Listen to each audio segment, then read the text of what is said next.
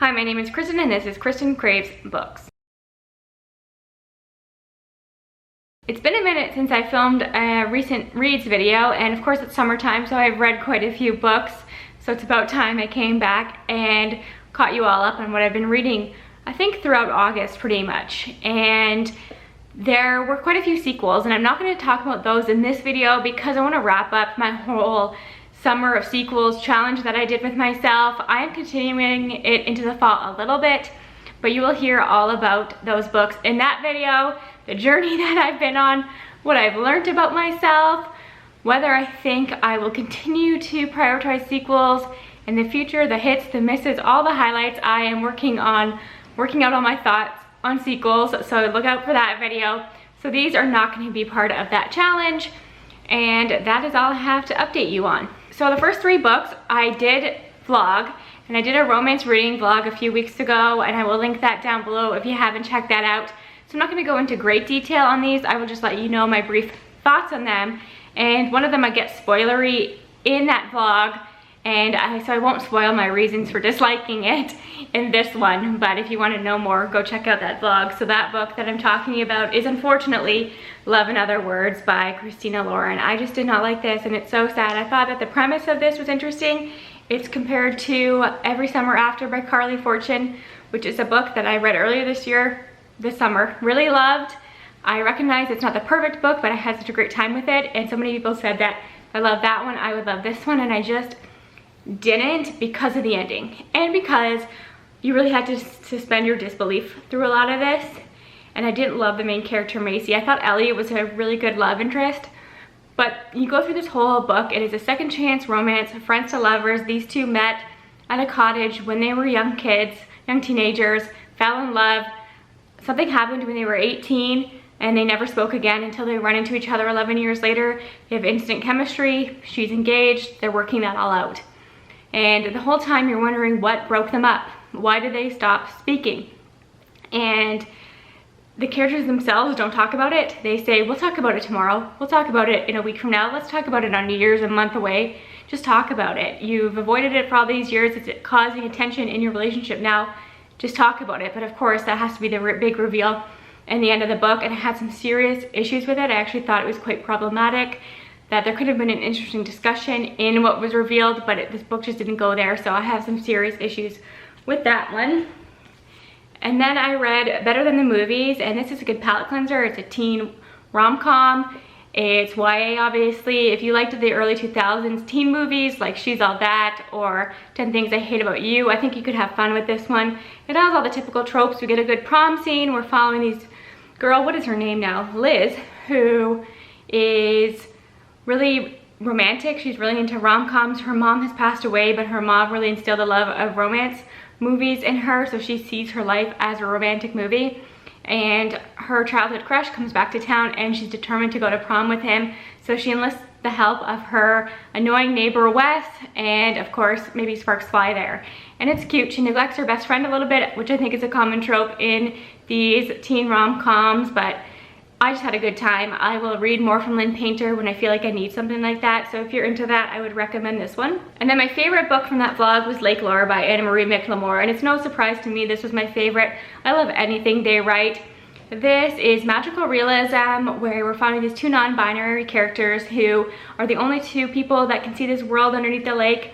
And when they're reunited, the lake seems to be following them and nobody else can see it, and they don't really know why. And if you're reading this for closure on that, you're not gonna get it. And I think that's typical with magical realism, which is part of why I love it. You just have to go along with it, embrace it, and not question it too much. But the representation in here is amazing.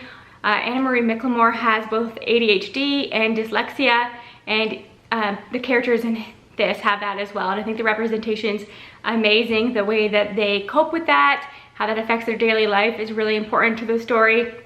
And they're just great conversations overall. The friendships that they make are great. Their connection they have with each other is wonderful. It is a romance, but that is more in the background. It's really both of them navigating the changes they're making in their lives and then navigating this lake this world underneath the lake. It's really moving, really beautiful, solidified Anne Marie McLemore as one of my favorite authors of all time. After all that romance, I needed something a little scarier, creepier, and Sundial by Katrina Ward certainly delivered on that front. But I don't know that it was exactly what I needed or exactly what I like. I'm still on a journey with what I like in horror. I know that I like gothic and haunted house stuff, but I'm not sure that this is the kind of horror I like, and I don't even know what you classify this as. So any of my horror fans, let me know if you've read this and what you thought of it.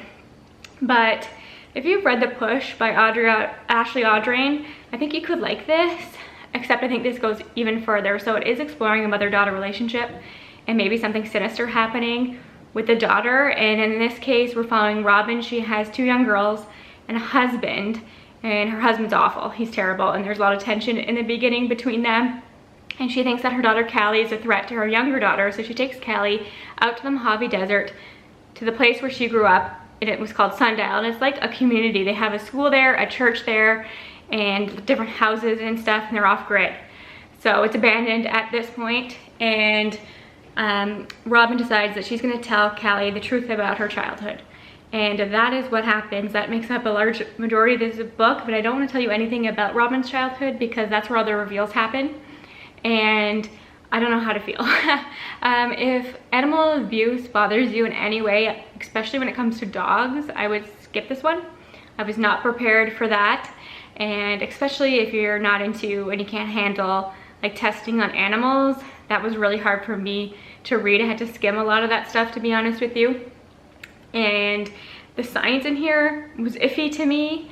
I don't want to reveal anything because I think the science is like a twist of what's going on at Sundial at the time, but it just didn't sit well with me. It's not the kind of horror that I like, but I do like Katrina Ward's writing. And I was reading a lot of reviews because I do that when a book's like 3 stars for me, which is like what I think I gave this. It's hard for me to decide what I really think or to write a review because it's so middle of the road, and there's things you liked, things you didn't. It's hard to work out in your head. So I was reading other reviews, quite a few of them, and people who felt the same way as I did loved The Last House on Needless Street. So I am very much open to going back and reading that one. And even though this didn't work for me as much as I wanted it to, I'm keeping it on my shelves because I'm obsessed with this cover. And who knows, like I'm so new to really embracing horror that it might be one that I come back to once I have a better understanding of what I like. So I'm glad I read it, glad I tried it, and it was definitely different than all the romance that I read this month. And then here's another one I'm not going to say too much about because I have a live show coming up on this one. No date yet, I'll keep you updated. And a reading vlog. I filmed a reading vlog, it's edited, it's uploaded, I just don't know when I'm going to post it yet. But this is Malice by John Gwynne. This is so outside of my comfort zone. That's really what the vlog is about. You'll see whether or not I am a fan of epic fantasy, so I'm not going to spoil anything for you, but this is a bigger book. It's interesting to read this one as somebody who's not very familiar with a lot of the tropes in fantasy. So a lot of this is new to me, but I can recognize how a lot of the tropes are pretty common. A lot of the themes are very common. Themes of good versus evil is really what's happening in here. It's very much a coming of age story as well. There are a lot of characters to keep track of, but I will say that I think I got a hold of them eventually pretty quickly and became invested in each of the storylines. I thought that the last quarter of this was pretty epic, so I will reveal I am continuing on with this series, but you'll have to see all my thoughts in that vlog when I post it soon. So those are the physical books that I read this month or recently, and then I read an e-arc of The Weight of Blood by Tiffany D. Jackson, and one of my most anticipated reads of the year. It was fantastic. Tiffany D. Jackson says in the beginning that this was a difficult book for her to write because it's the one book that she's written that deals most overtly with race, and that she loves Carrie by Stephen King, so she wanted to honor that, and I think she did a fantastic job. I think that it's actually better than Carrie. I haven't read the book, but I've seen the movie. But I think it's better. I think the themes are better, the conversations are better. It's following a young girl who is biracial but is passing as white. And then an event happens early on in the book where it is revealed that she is biracial and she is ostracized. She's already been bullied her whole life. And then a video of her being bullied goes viral. Everybody's talking about it all over the country. This place, I think it's Kentucky, in 2014, they still have segregated proms, and they thought to like help their image, they would have an integrated prom and all that comes with that. And of course, if you've seen Carrie or you know anything about Carrie, you might know where this is going. But there's also a podcast element in it, so we're looking back at this time in 2014 and wondering what happened here, what happened in this town, how did our main character get to this point, and interviews people who were there at the time, people in her life, other people who have researched this stuff. And of course, Carrie has like telekinesis, so reveals, interviews experts in that. So it's all very interesting. I bet the audiobook for that's going to be fantastic, so I might have to re-listen to it, but Tiffany D. Jackson never lets me down. And then I just finished The Undertaking of Hart and Mercy by Megan Bannon, I believe is the author's name, and it took me a minute to get into this, but then once I reached the 50% mark, I was obsessed. I fell in love with it. It's fantastic. The last 50% is so good, but I do think that the buildup is a bit of a slog. I think this is set in a Western world, but I don't find this setting is really important to the book. It could have been set in any time.